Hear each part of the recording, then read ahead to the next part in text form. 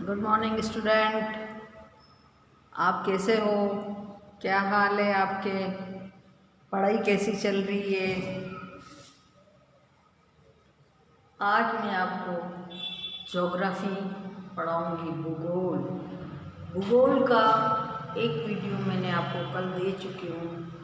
जो सबसे पहले तो जो पाठ्यक्रम वगैरह है, जो कुछ आपके कॉमन क्लासों में बहुत कुछ बता दिया गया है।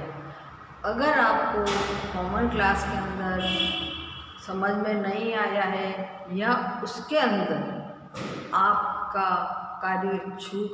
आपके टॉपिक छूट गए हैं, उसको मैं अलग तरह से आपको बता रही हूँ। अलग से आप ध्यानपूर्वक सुनिए। मैप वगैरह जो भी मैं आपको बता रही हूँ, अच्छी तरह से आप ध्यान दीजिए। अब आज मैं आपको भूगोल प्रयोगशाला में उपकरण, भूगोल प्रयोगशाला में क्या क्या उपकरण होते हैं और क्या काम आते हैं, उसके बारे में आपको कॉमन क्लास के अंदर नहीं बताया गया था। क्योंकि सब्जेक्ट वाले तो सब्जेक्ट के ही बताएंगे। कॉमन क्लास के अंदर तो जो जो आपके कॉमन चीज़ें होती है उनके बारे में बताया गया। तो अब आज मैं आपको बता रही हूँ भूगोल प्रयोगशाला एवं उपकरण। किसी भी प्रकार के भवन का निर्माण करने से पूर्व भवन का मालिक यह सोचता है कि उसे भवन किस प्रयोजन हेतु बनवाया है। कोई भी इंसान जब मकान बनाता है तब वह सोचता है कि उसे मकान किस कारण से बनाना पड़ रहा है, उनके कितने बच्चे हैं, वो क्या क्या उसकी इच्छा है, क्या उसको बनाना है, वह सारा सोच समझ करके उसको बनाता है। वह उसमें स्वयं रहेगा या उद्योग, या तो आप उसमें रहोगे तो रहने के हिसाब से बनाया जाएगा, या फिर आपको बिजनेस कर रहे हो या उद्योग धंधे लगा रहे हो उसके बारे में कहा जाएगा, या किराए पर उस भवन को देना है तो उस हिसाब से उसके अंदर सारा व्यवसाय किया जाएगा। भवन किस प्रयोजन हेतु बनाया है, वह उसमें स्वयं करेगा, उद्योग लगाएगा, किराए पर उठाएगा या शिक्षण कार्य करेगा। अगर विद्यालय बनाया है या फिर कॉलेज बनाया है तो उसके अंदर क्या क्या चीज़ें होगी वह सारा उसमें बताएगा। और उस प्रयोजन विशेष को ध्यान में रखकर उसे इस प्रकार से बनाएगा कि उससे वह अधिकाधिक लाभ उठा सके। यानी जिस प्रकार जो आपकी सुविधा है, जो आपका रिक्वायरमेंट है, उसको देख करके बनाएगा तो उसमें आपको ज़्यादा से ज़्यादा लाभ मिल सकता है। इस प्रकार से स्कूल या कॉलेज का भवन बनाते समय भी विभिन्न विषयों एवं अन्य क्रियाकलापों को ध्यान में रखा जाता है। अगर कॉलेज बनाया है तो कॉलेज की क्या व्यवस्था होती है, स्कूल बनाया है तो स्कूल में कितने छात्रों को बिठा सकते हैं, उन सब के बारे में ध्यान में रखा जाता है। कोई विषय प्रायोगिक क्रियाओं से सम्मिलित है तो उसके निर्माण के समय अगर कोई प्रैक्टिकल काम किया जा रहा है तो उसके निर्माण के समय कई बातों पर विचार किया जाता है। अर्थात जिस विषय के लिए जैसे कमरे की आवश्यकता होती है उसी के अनुरूप कमरा बनवाया जाता है। जो भी आपके जैसे ज्योग्राफी का है, हिस्ट्री का है, साइंस का है, ऐसे रूम बनवाए तो उसकी प्रयोग करने की क्षमता उसमें होनी चाहिए और इस तरह से उसके रूम बनाने चाहिए। प्रयोगशाला के रूप में भूगोल के लिए अलग कक्ष होना चाहिए। यानी प्रैक्टिकल के लिए यूँ नहीं कि आप थ्योरी क्लास पढ़ा रहे हो वहीं ज्योग्राफी का पढ़ा दो, नहीं, उसके लिए प्रायोगिक रूप अलग होना चाहिए। और इस प्रकार इस प्रश्न पर बहुत पहले से ही विवाद आरंभ हो गया था और भूगोलवेत्ता इस निष्कर्ष पर पहुँचे कि भूगोल के सफल शिक्षण के लिए भूगोल प्रयोगशाला की महती आवश्यकता होती है। यानी भूगोल प्रयोगशाला की बहुत सी आवश्यकता।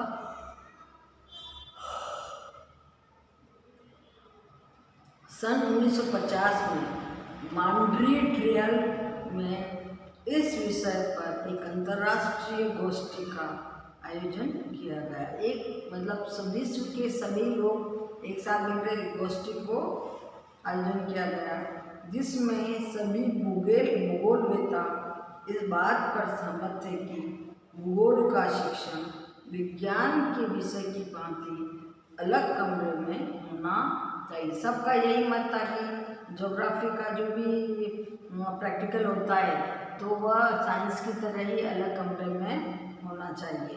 इसी मत का समर्थन यूनेस्को नामक अंतर्राष्ट्रीय संगठन ने किया। अतः यह कहा जा सकता है कि भूगोल शिक्षण में भूगोल प्रयोगशाला का व्यापक रूप से उपयोग होना चाहिए। अगर ज्योग्राफी बच्चे पढ़ रहे हैं तो उनकी जो प्रैक्टिकल रूम होता है उसको ज़्यादा से ज़्यादा काम में लेकर के बच्चों को उसके बारे में पूरा बताना चाहिए। अगर अलग रूम होगा तो बच्चे आराम से वहाँ बैठ करके अध्ययन कर सकेंगे। तो इस तरह से आपको भूगोल प्रयोगशाला के रूम के बारे में बता दिया। अब ये प्रयोगशाला की आवश्यकता क्यों पड़ी ना, भूगोल प्रयोगशाला बनाने की क्या जरूरत पड़ी, ऐसी कौन सी समस्याएं आप लोगों के सामने आ गई कि भूगोल की प्रैक्टिकल की आवश्यकता पड़ी।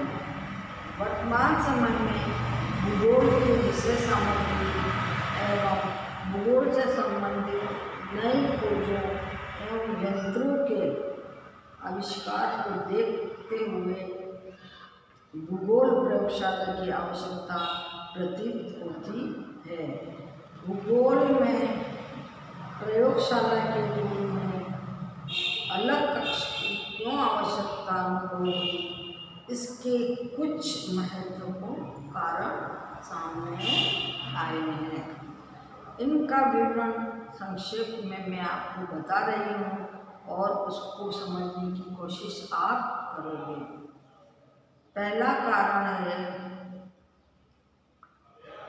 भूगोल में भी विज्ञान के विषयों की तरह प्रायोगिक कार्य करना होता है। भूगोल में प्रायोगिक कार्य करना होता है, जिसके लिए विभिन्न प्रकार के यंत्रों आदि की आवश्यकता होती है। अतः उन यंत्रों का प्रयोग कर व्यावहारिक कार्य करने के लिए एक निश्चित स्थान की अधिक युक्ति संगत जान पड़ता है, यानी बहुत ज़्यादा युक्ति संगत होता है। दूसरा है एक दिन में स्तर विशेष के लिए निर्धारित सभी विषयों का शिक्षण देने की व्यवस्था होती है। अतः भूगोल का सामान्यतः दिन में एक ही कालांश, एक ही पीरियड पड़ता है तथा इससे अलग अलग कक्षाओं में जाना पड़ता है।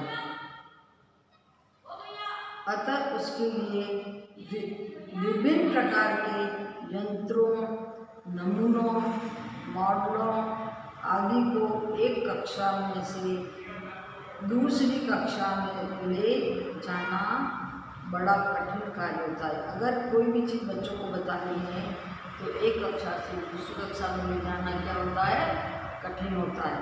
तो इसलिए अगर भूगोल कक्ष अलग से बनाया हुआ है तो बच्चों को जो ज्योग्राफी के बच्चे हैं उनको ले जा करके उसके बारे में बता देते हैं। यदि किसी प्रकार से ले जाने की व्यवस्था की जाए तो इसे ले जाने में कालांश का अधिकांश समय व्यतीत नष्ट हो जाता है। जिस पीरियड में बच्चों को बताना है, अगर एक क्लास से दूसरी क्लास तक उनको ले जाया गया सामान को उठा करके और क्लास में बताया तो क्या है कि बच्चों का पूरा टाइम खराब हो जाएगा। लाने ले जाने में भी टाइम खराब हो जाएगा। तो इसलिए क्या करना चाहिए कि भूगोल प्रयोगशाला अलग होगी, तो आप बच्चों को ही एक बार ले जाओगे और वहाँ ले जा कर के उनको अच्छी तरह से समझा दोगे। इससे समय नष्ट नहीं होगा और जो भी आशंकाएँ बनी रहती है जिससे नियत पाठ्यक्रम को पूर्ण करने में कठिनाई आती है उसे पूरा किया जा सकता है। भूगोल के यंत्र, मॉडल आदि पर्याप्त महंगे होते हैं, अतः बार बार इधर उधर लाने ले जाने में टूटने या खराब होने का भय बना रहता है। जैसे मॉडल है और भूगोल के यंत्र हैं, बहुत ज़्यादा महंगे होते हैं, उनको अगर एक रूम से दूसरे रूम में ले लाया गया तो क्या होता है, खराब हो जाएंगे, गिर जाएंगे, टूट जाएंगे, तो उसका नुकसान बढ़ना पड़ेगा। इसलिए इस भय से अगर आपने ज्योग्राफी का रूम बना दिया है तो उसके बारे में उसी में जा कर के रहना, इसीलिए उसकी आवश्यकता होती है। फिर कुछ यंत्र इस प्रकार के होते हैं जिनका उपयोग प्रत्येक स्थान पर नहीं किया जा सकता। कोई ऐसे यंत्र होते हैं कि हर जगह ले जाकर नहीं किया जा सकता। अगर वो ज्योग्राफी रूम में फिक्स है तो वहीं जाकर के वह कार्य कर सकेगा। कुछ सहायक सामग्री भी ऐसी होती है कि उसके प्रदर्शन के लिए प्रकाश या अंधकार की व्यवस्था करनी पड़ती है। मतलब कोई भी आप ये मॉडल वगैरह लेंगे तो भी अंधकार करके भी बताना पड़ता है, उजाला करके बताना पड़ता है। अतः नियत स्थान की आवश्यकता बनी रहती है। कई बार अध्यापक को एक ही कक्षा में लगातार कालांश से देने पड़ते हैं।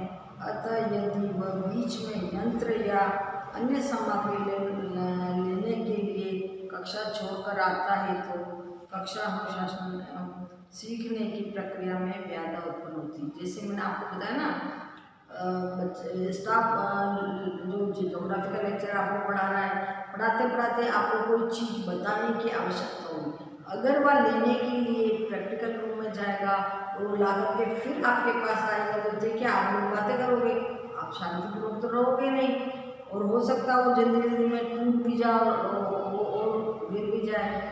तो इसमें क्या है, अनुशासन बिगड़ता है, अनुशासन बिगड़ता है। इसलिए बच्चों को ही सीधा उस रूम में ले जाया जाए जिससे वो अच्छी तरह से,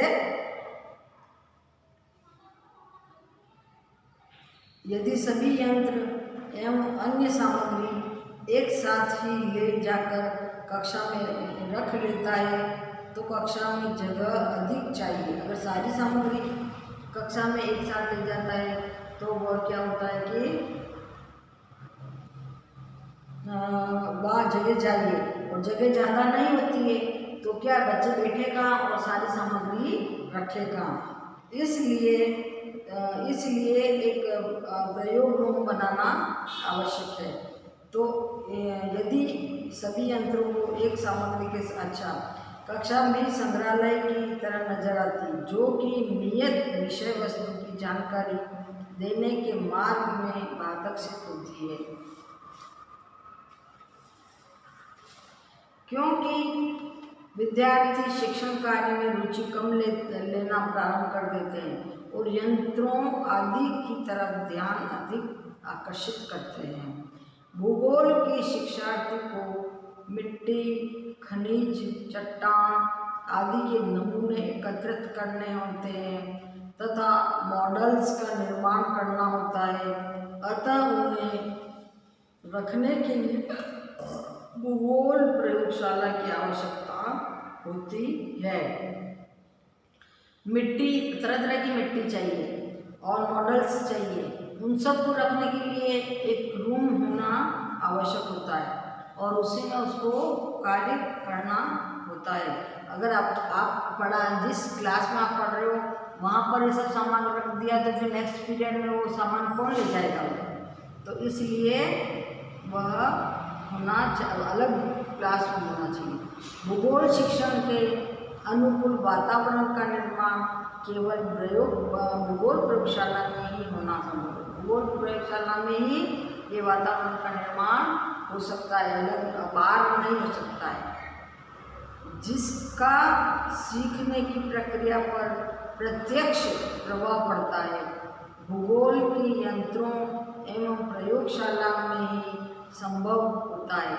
श्यामपट्ट पर बनाए गए मानचित्र, प्रक्षेप मापनी, विभिन्न प्रकार की आकृतियों के संकेत आदि कई बार कई दिनों तक शिक्षण में काम आते हैं।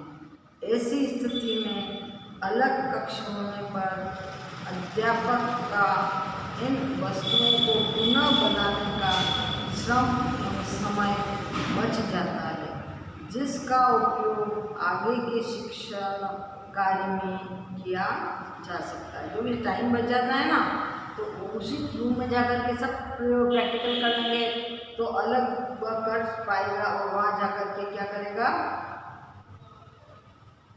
कि अपना समय बचाएगा और नेक्स्ट पीरियड उसका खराब नहीं होगा।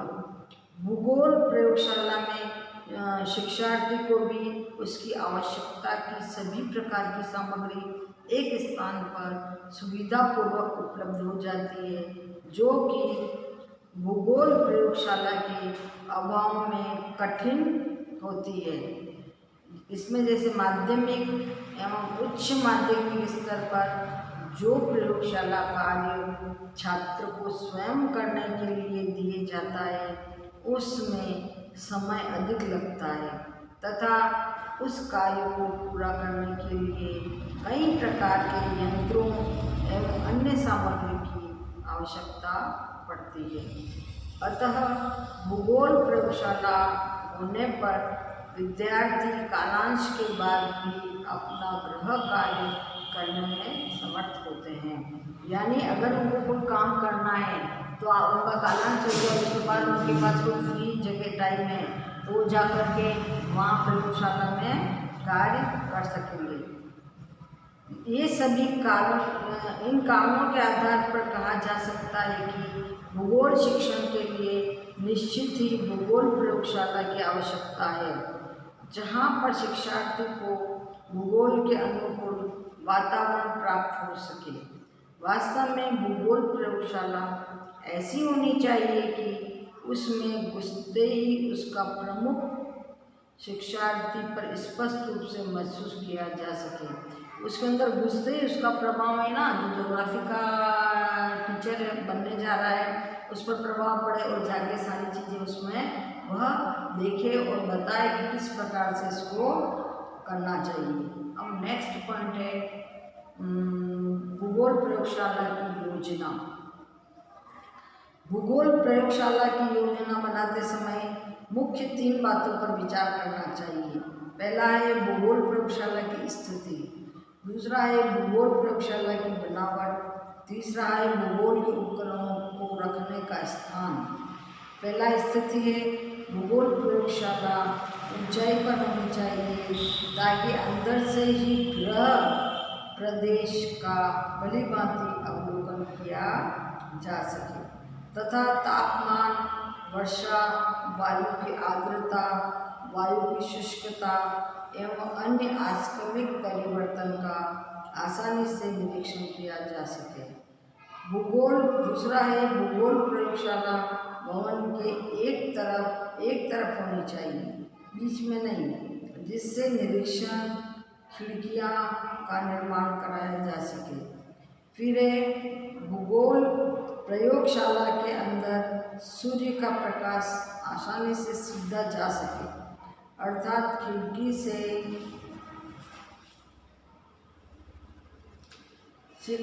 से प्रकाश आने में कठिनाई उत्पन्न न हो। भूगोल प्रयोगशाला के पास यदि कोई मैदान हो तो उसका उपयोग कई प्रकार से आउटडोर प्रयोग के लिए किया जा सकता है तथा इसमें संभव हो तो एक छोटी सी वेधशाला का निर्माण भी किया जा सकता है। उपयुक्त बिंदुओं के आधार पर शाला भवन में भूगोल प्रयोगशाला को निम्न रूप से दर्शाया जा सकता है। वहाँ आप ब्लैक बोर्ड पर एक डायग्राम बना करके कक्ष कितना, कौन सी क्लास के लिए कक्ष चाहिए और कितने बच्चे बैठ सकते हैं, वो उस सब का आप यहाँ निर्माण कर सकते हो। सारा मतलब चार्ट बना करके बता सकते हो। शाला भवन और भूगोल कक्ष की स्थिति को अच्छी तरह से देख करके बताया जा सकता है। दूसरा है भूगोल प्रयोगशाला की बनावट। भूगोल प्रयोगशाला की बनावट पर विचार करने के लिए हमें कक्ष में बैठने वाले विद्यार्थियों की संख्या एवं सुविधा, भूगोल प्रयोगशाला विचार करना आवश्यक है तथा इसके साथ ही अध्यापक के बैठने पढ़ाने उपकरणों को व्यवस्थित रूप में उचित स्थान पर रखने की बात मस्तिष्क में आती है। यानी अध्यापक कहाँ बैठेगा, कैसे बैठेगा और कैसी व्यवस्था होगी, इस तरीके से इसकी उचित व्यवस्था रखनी चाहिए। पढ़ाते समय उपकरण, अध्यापक के बैठने और पढ़ाने उपकरणों को व्यवस्थित रूप में उचित स्थान पर रखने की बात मस्तिष्क में आती है। इसमें उपकरणों की व्यवस्था संबंधी समस्या अधिक नहीं है, परंतु छात्रों के बैठने के लिए कितने स्थान की आवश्यकता होती है। यानी अध्यापक तो बैठ जाएगा और सारे उपकरण भी भूगोल प्रयोगशाला में रख देंगे, और पर अब ये बच्चे कितने हैं, अगर ज़्यादा बच्चे हैं तो आधे आधे करके उस क्लास में बिठाए जाएंगे और आधे बाद में। इस तरीके से व्यवस्था संबंधी समस्या अधिक नहीं, परंतु छात्रों के बैठने के लिए कितने स्थान की आवश्यकता है उसको ध्यान रखना पड़ेगा। इस प्रकार इस प्रश्न को लेकर भूगोलवेत्ताओं में मतभेद है। भूगोल प्रयोगशाला के आकार, विस्तार एवं अन्य बातों को ध्यान में रखते हुए सभी प्रकार की विचारधारा को 3 भागों में बांटा जा सकता है, जैसे आदर्शवादी विचारधारा, व्यवहारवादी विचारधारा और भारतीय विचारधारा। अब आदर्शवादी विचारधारा का मतलब होता है कि जिसमें शिक्षार्थी आसानी से कक्षा में नियत अपनी सीट पर बैठकर आसानी से अपना अध्ययन कार्य कर सके तथा साथ ही वह प्रत्येक क्षेत्र में चारों ओर आसानी से आना जाना भी कर सके। इस प्रकार से प्रत्येक विद्यार्थी के लिए 6x6 क्षेत्र की आवश्यकता होती है, और यदि एक शिक्षक कक्ष में विद्यार्थी की संख्या 30 भी मानकर चलते हैं तो कक्षा का क्षेत्रफल 36x30 यानी 1080 वर्ग फुट होगा। यही आदर्श भूगोल प्रयोगशाला मानी गई है। अब दूसरा है आपका आदर्श प्रयोगशाला का क्या गया है। अब इसके अंदर है ना इसके साथ ही एक मृत्तिका से मॉडल बनाने का कमरा भी संलग्न होना चाहिए, जो कि क्षेत्रफल में इतना बड़ा आवश्यक होना चाहिए कि उसमें छात्र एक साथ मॉडल बना सके। अब उसके बाद में पानी का एक बड़ा होज, मतलब क्या क्या उसमें व्यवस्था होनी चाहिए। पानी का एक बड़ा होज होना चाहिए, लकड़ी के छोटे छोटे तख्ते जो नमूने बनाने के काम आ सकते हैं, फिर चिकनी मिट्टी रखने का संदूक, बनाए हुए मॉडल्स को रखने का स्थान, मॉडल्स बनाने के लिए फर्श किया हुआ खुला भाग, बाल्टी या अन्य सामग्री जो कि मॉडल्स बनाने के काम आता है रखने का स्टोर होना आवश्यक है। इस प्रकार कमरे के साथ ही एक अंधेरा कक्ष भी होना चाहिए, जिसमें विशेष प्रकार से नई तकनीकी द्वारा भूगोल का शिक्षण कार्य संपन्न कराया जा सके।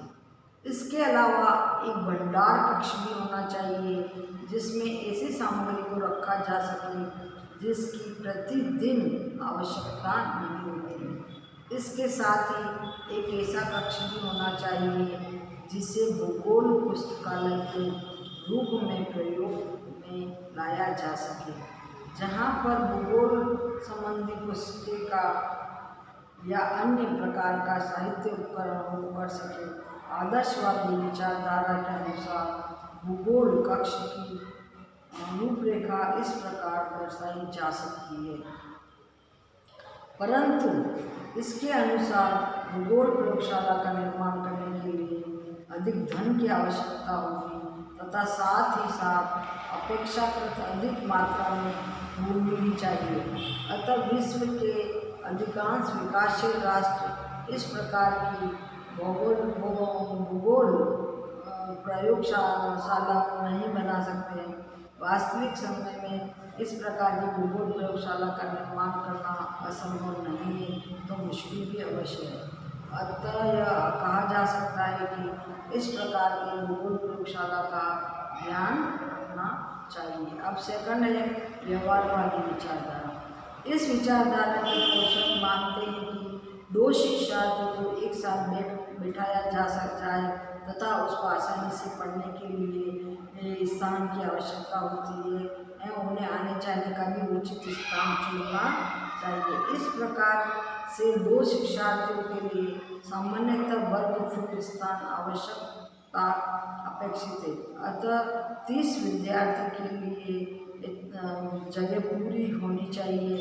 उसी अनुपात में 40 विद्यार्थियों के लिए भी बैठने की व्यवस्था पूर्ण रूप से होनी चाहिए। अब नेक्स्ट है भारतीय विचारधारा। भारत एक निर्धन एवं विकासोन्मुख राष्ट्र है, अतः भूगोल प्रयोगशाला पर इतना धन खर्च करने की स्थिति में नहीं है। यही कारण है कि माध्यमिक स्तर तक यहाँ पर भूगोल प्रयोगशाला की व्यवस्था नहीं है और अधिकांश उच्च माध्यमिक स्कूलों में भी यह स्थिति है। जबकि इस स्तर पर प्रायोगिक कार्य को भी आरंभ हो जाता है। अतः भारत में वर्तमान में विश्वविद्यालय स्तर पर ही भूगोल प्रयोगशाला की स्थापना की जा सकती है। भूगोल में प्रयोगशाला की महत्ता एवं आवश्यकता को ध्यान में रखते हुए स्कूलों में भूगोल कक्ष का निर्माण करना उचित होगा। इस प्रकार से हम आप बता सकते हैं कि जो भी कमरा शिक्षार्थियों को उनकी संख्या के अनुसार पंक्ति में बिठाकर व्यवस्था होनी चाहिए, वह उसको ध्यान में रख कर के ही बनाना चाहिए कि कैसे उसकी व्यवस्था की जाए। इस तरीके से टेबल, कुर्सी, स्प्रे जो भी उनके सामने आते हैं वह सब वो बच्चे अच्छी तरह से देख सके और उसको मतलब अगर 40 बच्चे हैं तो 20-20 बच्चों को ले जा करके उसमें पढ़ाया जा सके। अब नेक्स्ट पॉइंट है आपका भूगोल प्रयोगशाला की सामग्री। इसके अंदर सबसे पहले है पाठ्य पुस्तकें एटलस से श्यामपट्ट, दीवार पर टांगने वाले बड़े मानचित्र, काला बड़ा ग्लोब, लालटेन तथा पर्दा, निर्देशक ग्रंथ और विभिन्न यंत्र।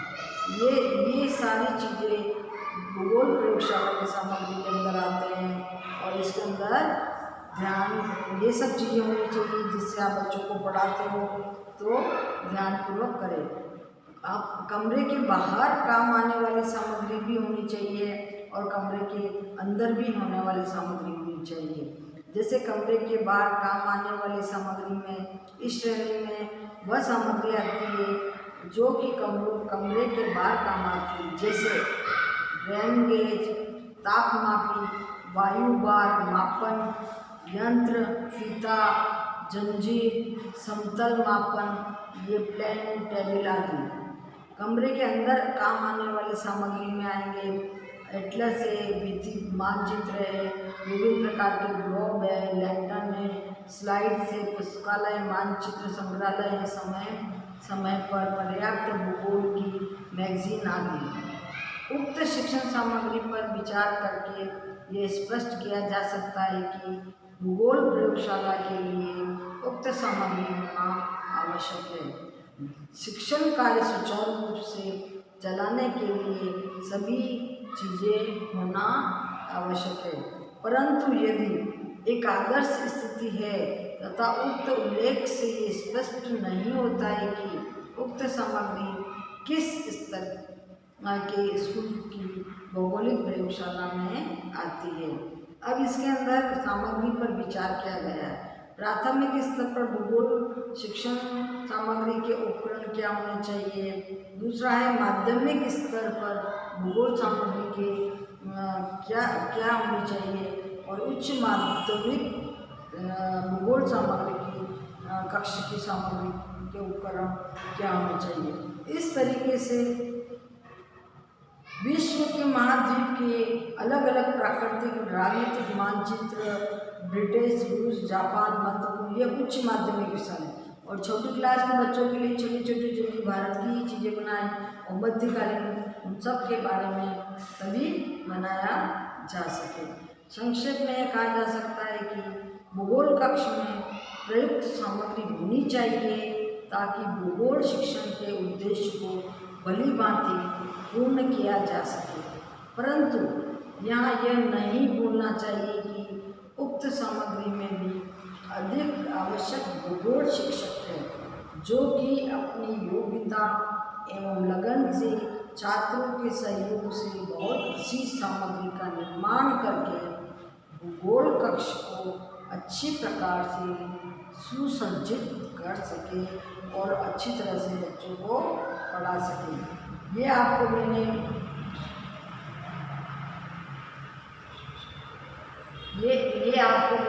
सारे इसके बारे में बता दिया है कि किस प्रकार से अब आपको इस सामग्री का प्रयोग करना चाहिए और कार्य करना चाहिए।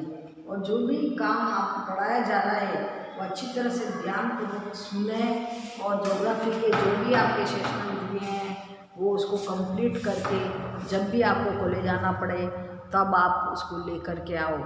उसके बाद में अब कल नेक्स्ट क्लास में आपको आगे मैं बताऊंगी। इस प्रकार से आज आपका एक ही भूगोल प्रयोगशाला और उसके उपकरण के बारे में मैं, क्योंकि आपके कॉमन क्लास में ये नहीं था, ये सारा मैंने आपको बता दिया है और आप ध्यानपूर्वक उसको पढ़ें। Thank you.